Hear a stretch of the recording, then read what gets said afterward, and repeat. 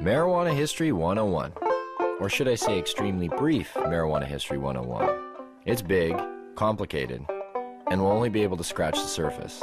So let's get started. The first thing that strikes one as odd when looking at the history of marijuana, which is also known as cannabis, is how very much legal it once was.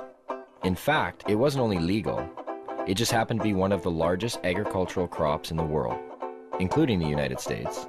You see, cannabis can also be hemp. And just what is hemp? Well, it's by and large the most robust, durable, natural soft fiber on the face of this planet. Up until 1883, and for thousands of years before, cannabis hemp was the largest agricultural crop in the world. It had thousands of uses and products. The majority of fabric, lighting oil, medicines, paper, and fiber came from hemp. The first marijuana law to exist in the United States was a law ordering farmers to grow hemp. Benjamin Franklin used it to start one of America's first paper mills. The first two copies of the Declaration of Independence were written on cannabis hemp paper. Up until the 1800s, most of the textiles in the United States were made with hemp.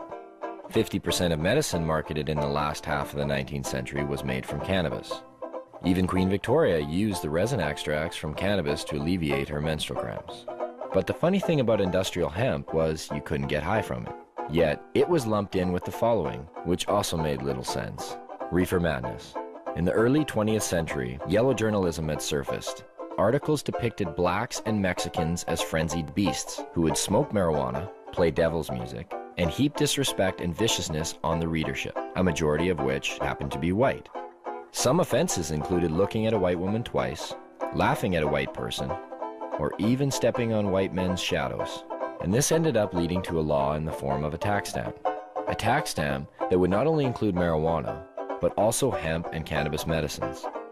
It's speculated that hemp's potential for an abundance of new products was going to be in direct competition with other sources.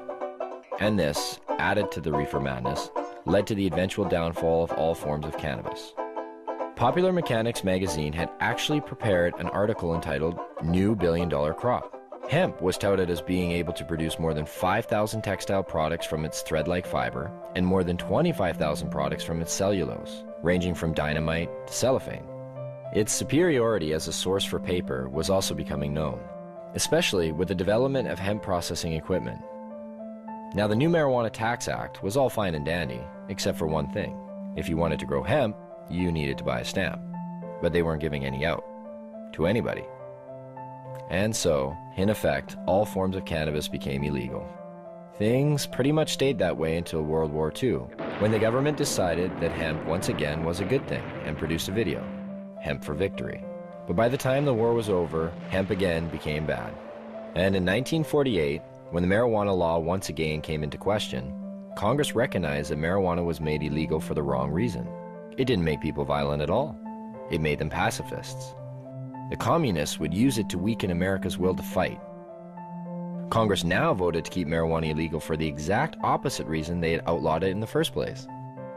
And all through the years, report after report, commissioned by everybody, from the mayor of New York to the president of the United States, has come back with the view that marijuana should have no criminal penalty attached to it. Yet, marijuana remains as illegal today as it did nearly 70 years ago.